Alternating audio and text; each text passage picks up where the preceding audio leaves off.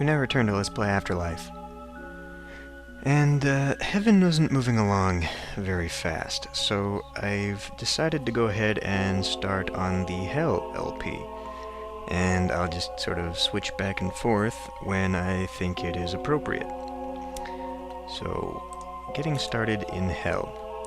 I'm going to go with pretty much the same layout as in Heaven, but I'm going to fix the roads a bit. For one thing, I'm going to put the gate and the topias and all the bad stuff in the middle of the map, where it is not going to affect anything, and they will have a very long way to walk to all of the punishments. So that should be really good for that. We've also got a very big blank space here, and a little bit across the rivers if we ever need to expand that much. Heaven looks a little bit better. Anyway, I guess I could just put the road right along the river there. I don't need to leave space along the edge.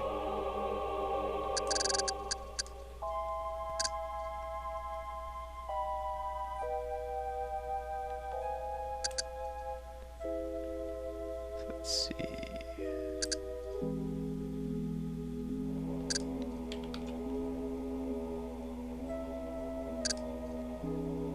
Boy, this area isn't as big as I thought it was. Okay. So then we can just extend this out.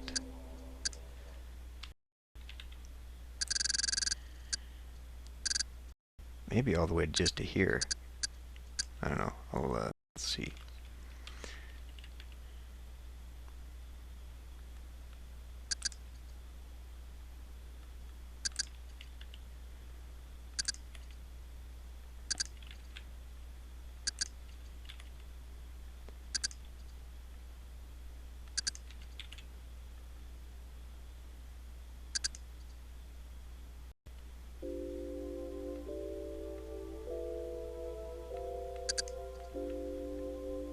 And, okay.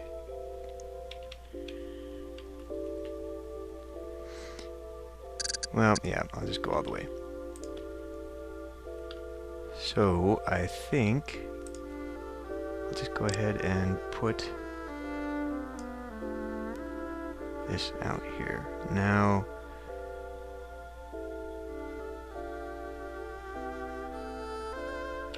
wait a minute here. Okay, so it goes that. So in the middle.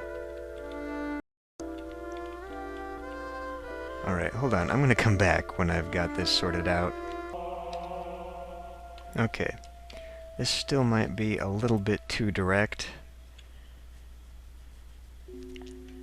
Just because it's such a straight line. I don't know. Anyway. Let's put down a gate.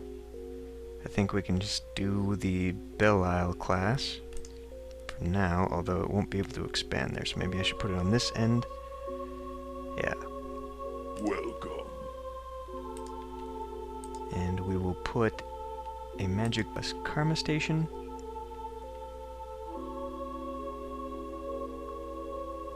I guess that can go right there.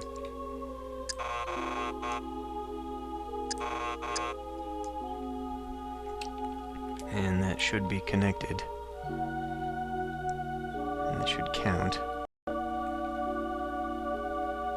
I guess I can always sort of expand it here if it doesn't. To this one.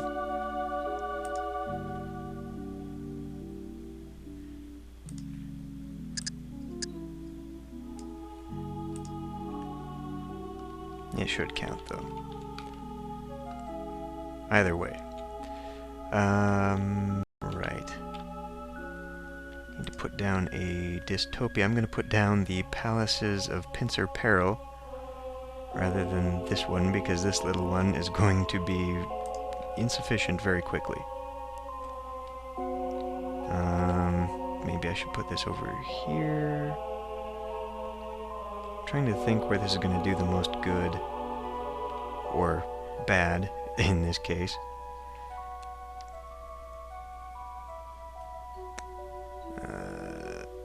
Yeah, fine.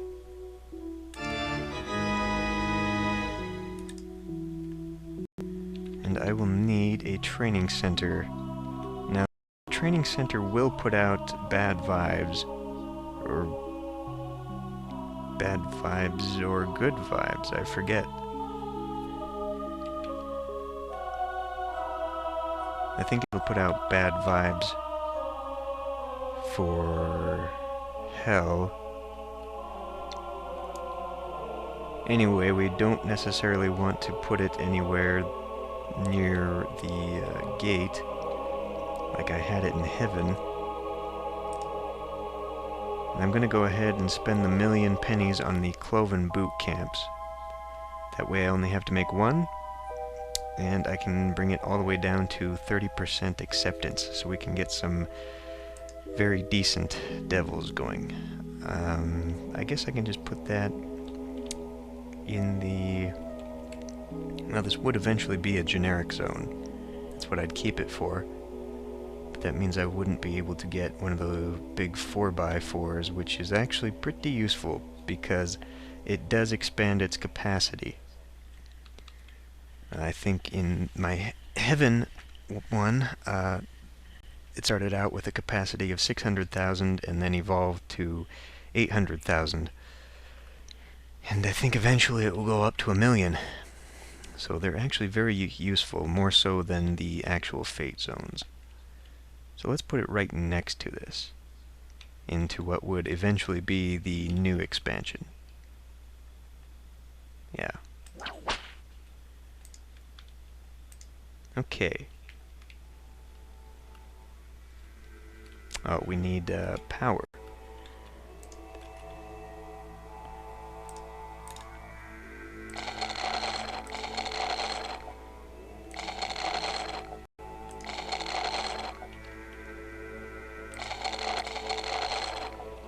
That should be more than enough. Yeah, if I want to connect all these ones in the middle, I'll probably have to put a road. That's okay. Here's our planet, the new planet. It's a bit more singular in landmass, actually. I think it's just Pangea here. Doesn't have multiple continents. Actually, no. I'm looking at two different sides. Here's one continent, so it's got two continents. But, because the one continent... Is there another one on top? No, it's just wrapping around. It's a very small pole. Anyway, they've got a lot of room to expand, which means a lot of war, probably. We won't have to worry about that for a while. Okay, I think I'm ready to get started.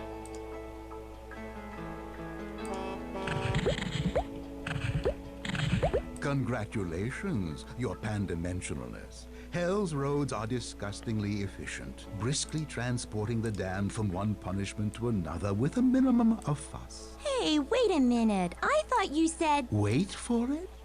Unfortunately, an efficient road system is the last thing you want in hell, and will only serve to suppress the evolution of your punishments. If you ever want to see a highly evolved hell, you had better start snarling your traffic toot sweet. Yeah, I thought that was going to happen. So let's try that. I mean, it's just not going to... Oh, it did. Just doing that. Okay. Let's look at that.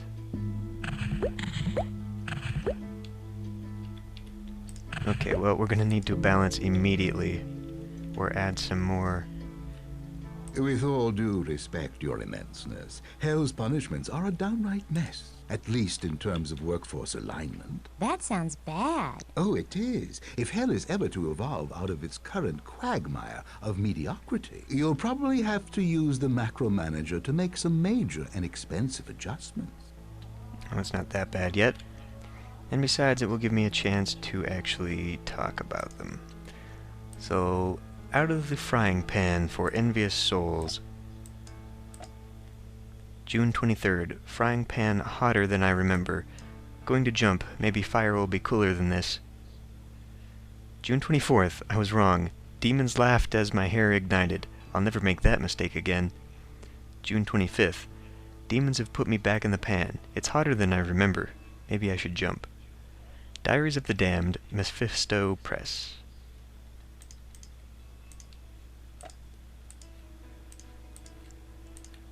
Hopefully that expands real quick.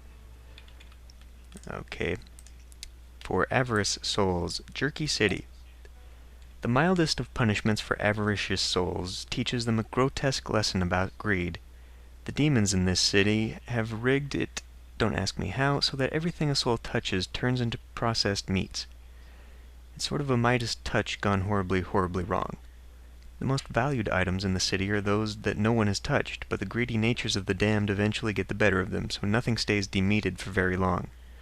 All in all, it's a pretty pathetic sight. And with the constant oppressive heat, these places stink to high heaven too.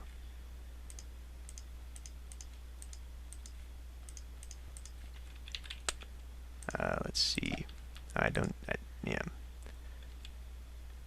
So for lustful souls, the punishing peep show pavilion. Let's try that again. The punishing peep show pavilions. No matter how many times do I adjust this. Okay. Well, no one's even in here. What the heck? The punishing peep show pavilions are just plain nasty. As the name suggests, they're buildings full of old-fashioned peep show machines. It's hell, though, so there's a couple of twists. Twist numero uno. The faces of the lustful damned are sewn directly to the viewports of the machines and their eyes are propped open. Twist numero two-o. The films running through the machines aren't erotic, dirty, or even titillating. They're merely evil. They're so evil that the damned would gladly scratch their eyes out, if they could. We got the lust freezers as well. It was one of the, I guess it was the very first punishment. Those who allowed the heat of their physical passions to rule over their hearts and heads are here condemned to spend eternity in a giant freezer with only their guilty thoughts to keep them warm. Good grief, music. Looks like we've got the flesh-eating beasts over here for just generic souls. This is the one, let me do this first. This is one of the all-time classics of infernal punishment. Gigantic, savage beasts rip at the flesh of the damned, causing unthinkably unbearable pain. To make matters worse, the wounds heal within seconds, providing a nigh infinite potential for horror. It's very, Promethean.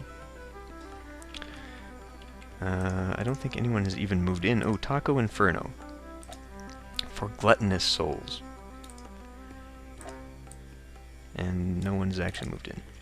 When the gluttonous damned first arrived at Taco Inferno, a seemingly courteous demon waiter tells them, "Be careful, the plate is hot." He's not kidding. The plates, the tacos, the lettuce, the soft drinks, everything in Taco Inferno is served at a minimum temperature of 937 degrees Celsius, and is forced down the patrons' eternally regenerating throats with demonic relish, which is also too damn hot. What did this say? If you can stop stuffing your face for a moment, you may have noticed a gluttony punishment evolving on this spot. Oh. Not yet, it hasn't. And, okay, there's one over here in the blue for proud souls. The Age of Aquarium. This simplest of pride punishments requires little or no demonic upkeep. The damned are given a set of functional gills and dumped in a giant aquarium where their every move is ogled by amused demons.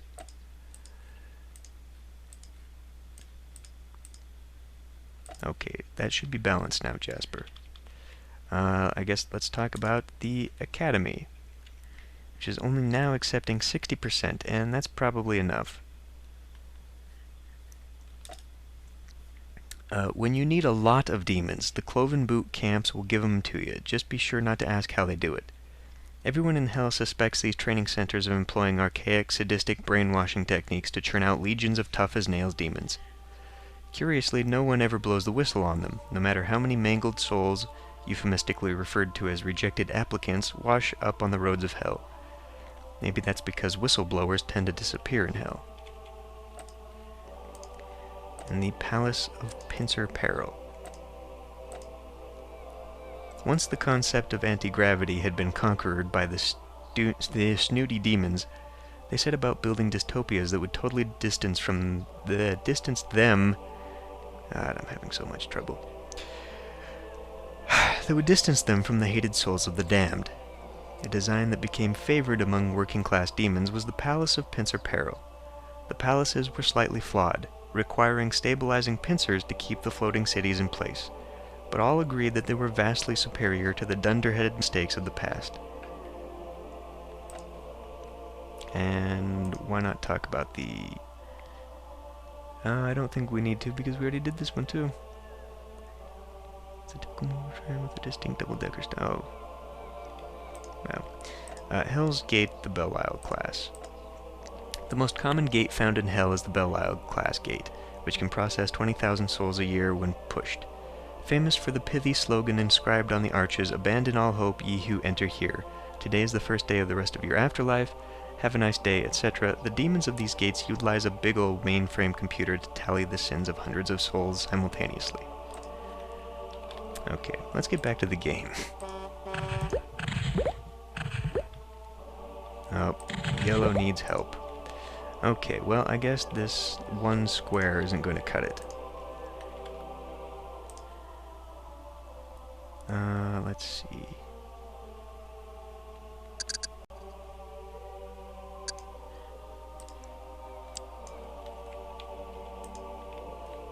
Hell seems to be losing a trifling, nearly insignificant number of souls. While this isn't busting your budget, it'd probably be wise to attend to the problem before it escalates. Check the graph view to find out which punishments are overflowing and zone accordingly. Maybe...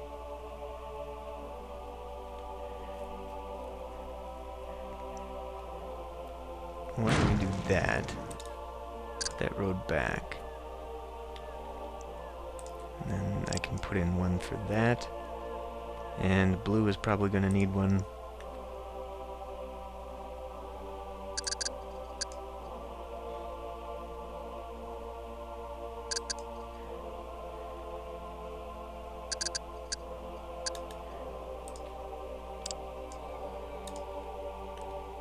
Who else is full? Pink. Pink is nearly full as well.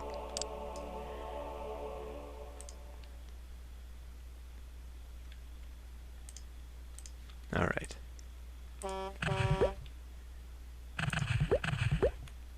And that just gave me a couple more.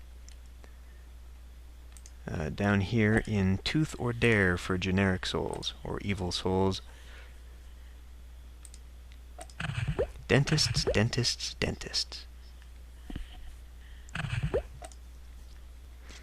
Our green has a new one. Survey of the Damned. For eons now, the demons of hell have been trying to find out if heaven's all it's cracked up to be.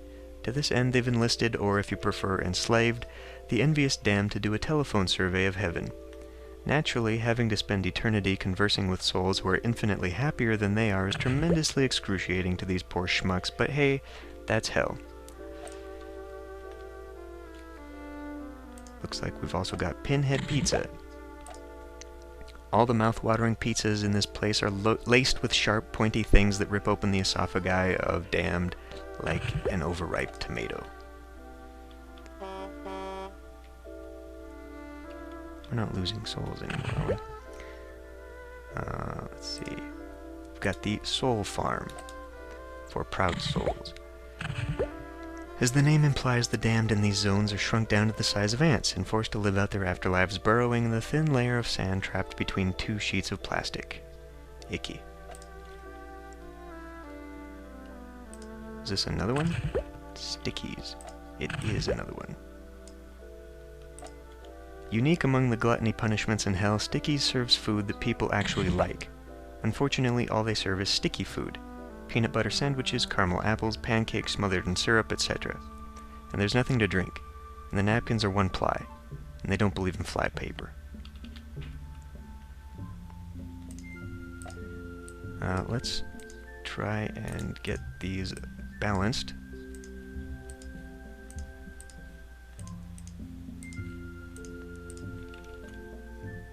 I've got some new yellow ones here. The Collective. In hell, communism doesn't work.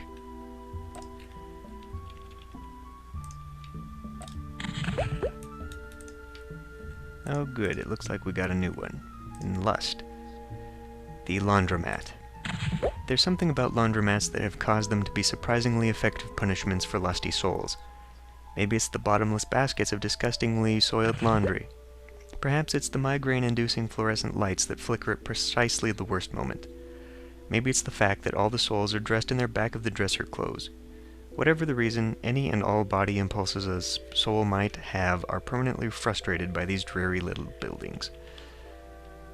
Doesn't actually sound that bad compared to some of the other things.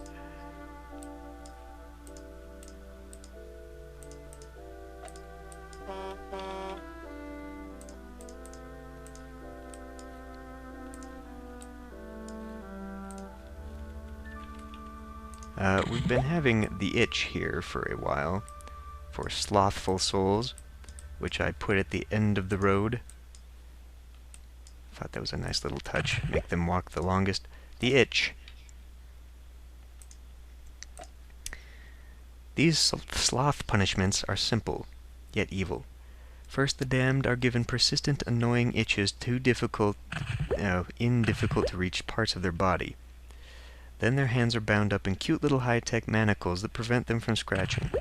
Finally, they're dumped onto a field of plush, satiny, almost frictionless pillows. Demons come from miles around to watch the poor suckers twitch. And it evolved into a sweatshop. At the bottom of Hell's labor hierarchy are the sweatshops, which should in no way be confused with sweet shops. In these overcrowded, underventilated little industrial hovels, scores of slothful souls silently yet speedily sew sequins into demonic loincloths, or perform other humiliating tasks. If they meet their quotas, they get to sleep for a couple of hours, and dream of a better afterlife. Dreams are encouraged in hell. They make the horror of the waking world that much more poignant. I think we got another one here. Bingo Sleptertuka. What? It's a very hard to pronounce thing. Bingo Sleptertuka. What? Is sort of like bingo, except that 1. There's 15 columns. 2. There are 23 billion numbers. 3. The only way to mark your cards is with bodily fluid. 4. There isn't a board that keeps track of what's been called, and if you mess up, they'll cut off a limb. But the prizes are really neat, and sometimes they give away a get-out-of-hell free card.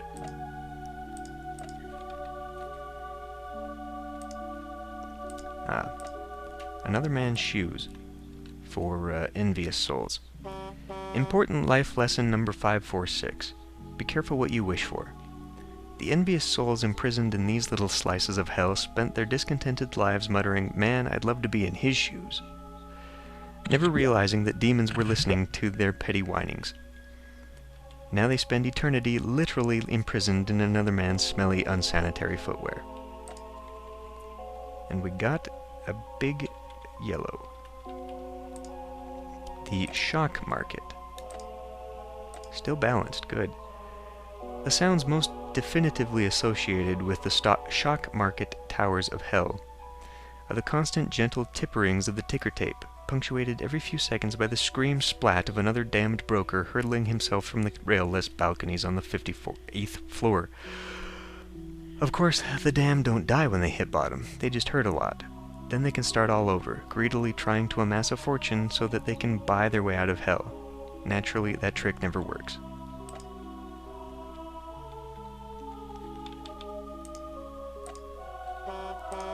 These are tending to stay balanced, or at least somewhat balanced. So we must be having an awful lot of just temporary souls. Everyone is moving on.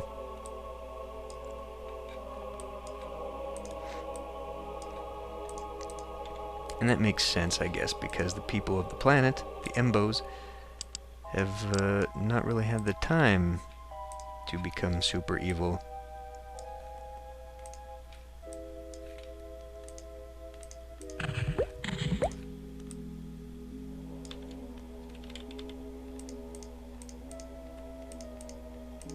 Okay, and that's all just empty zones. What are we doing here? 4 people, 4 souls have been reincarnating. I guess I can speed this up a little bit more. We've almost got 4,000 souls.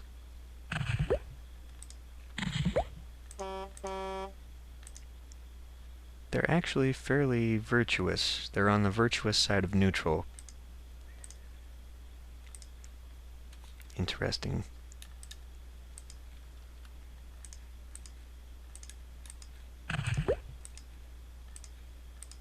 Well, hopefully we get something a little bit more evolved here. There aren't too many punishments.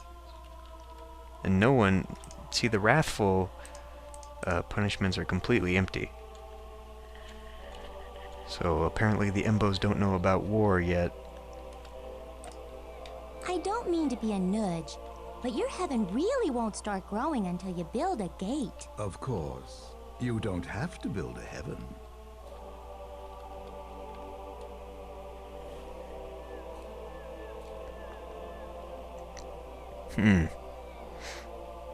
Well, I don't really know what's going on here. We're 88 years in. 86, but... It's almost been 100 years, and we don't really have that much.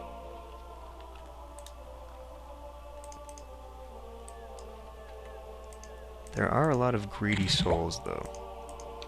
That must be one of the first emotions humans learn, or Embos learn. Ah, wow, okay. Stop the presses. I guess that was a generic. So, and it is the Telepathy Towers. The pitiful souls trapped in telepathy towers have been cursed with the most vile of gifts, the ability to read minds. Unfortunately, it's a gift that they can't turn off. They're constantly aware of what every other soul is thinking, even when they sleep. The never-ending cacophony drives most souls to sheer insanity, which makes the mental clamor only worse.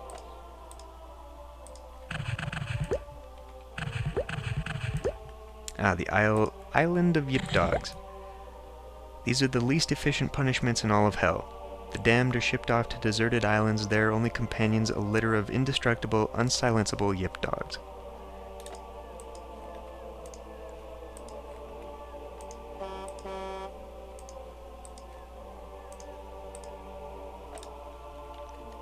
Ah, here we go. A wrathful damned are coming in. The real underworld. This is the true story of 600,000 people picked to live in the pits of hell, to find out what happens when people stop being real and start being damned. The real underworld, Tuesday at 9 p.m.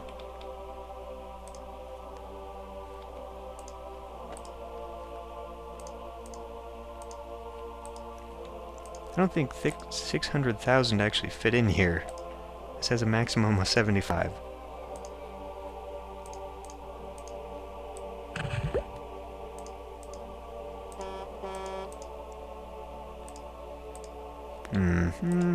Oh, I can read about the roads of hell. They say that the road to hell is paved with good intentions. Well, I don't know who they are, but they're dead wrong. As you can see, the road to hell is paved with sticky hot tar mixed with broken glass and bone shards, which is a lot more painful than good intentions. And one of these structures devolved. I don't like that. Well, yellow is doing really good.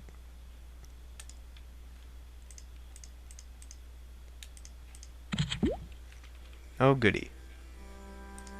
Let's stop that. And I will... Well, no, because it's got that road there. Okay, so this is the Nobody Bergs. Sometimes the demons of hell expend a wee bit too much effort in their pursuit of meaningful punishment. Take, for example, the Baroque torments of the Nobody Bergs. When the envious damned arrived in these little hamlets, they're fitted with a specially designed, ultra-expensive, totally unremovable envy ray goggles, which work something like this. Step 1. Goggled soul number 1 spots goggled soul number 2. Soul number 1 becomes envious of soul number 2 because soul number 2 doesn't have nearly as many disfiguring scars as soul number 1. Step 2. Soul number 1's envy ray goggles, detecting soul number 1's envious thoughts, emit powerful green envy rays that from its eye sockets towards the helpless soul number 2. Step 3. Soul number 2's envy ray goggles, having similarly detected soul number 1's envious thoughts, perform an electrical mind swap between soul number 1 and soul number 2. Soul number 1's mind arrives, step 4. Mind arrives in soul number 2's body. Soul number 1 is happy to find that it suddenly has fewer disfiguring scars than it used to. Step 5. The powerful green envy rays catch up to soul number 2's body, hideously disfiguring it. Soul number 1 now is trapped in an even more twisted and painful body than before, mentally kicks himself in the butt, and reminds himself not to do that again, until soul number 3 comes along. As these bizarre towns fill up, they become little more than grotty piles of mangled, screaming flesh, punctuated every couple of seconds by a nasty zap sound. Wow.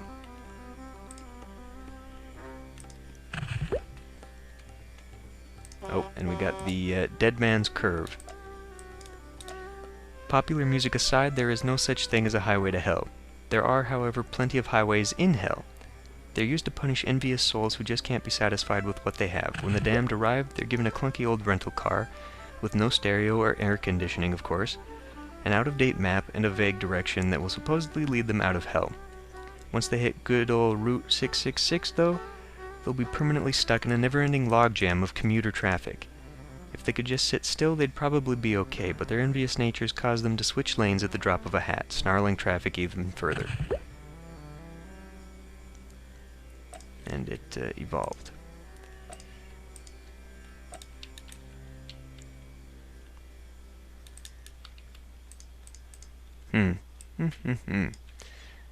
Yeah, this is definitely going a lot slower than heaven.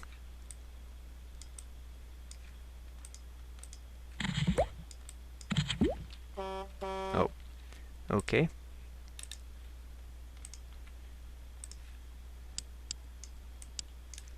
Okay, so I do need to put a road, put it there.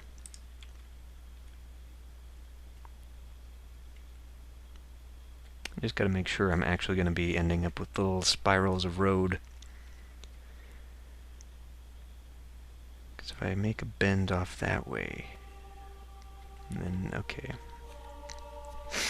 Yeah, city planning in hell is a little bit more difficult.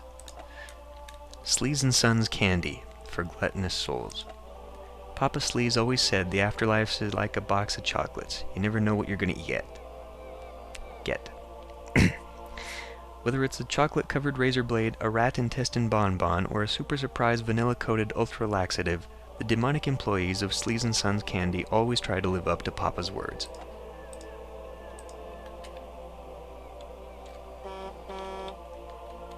Right.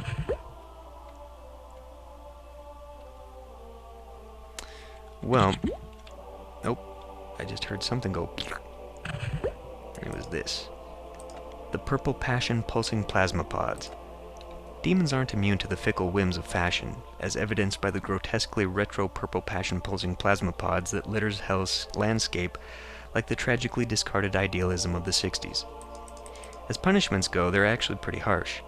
Lustful souls are transformed into a soft, waxy substance and are dumped into a watery container with thousands of their lusty, paraffin-enhanced ilk. As the heat of their passions overtakes them, an infernally hot lamp at the bottom of the container slowly and excruciatingly melts the waxy souls into blobs of multicolored goo, which rise to the top of the container until they've cooled their jets. Then they sink to the bottom, and the whole process starts over again. Okay, well, this has been going on for a while, so I'm going to stop it here, and we will continue this maybe when something happens. I don't know. See you next time.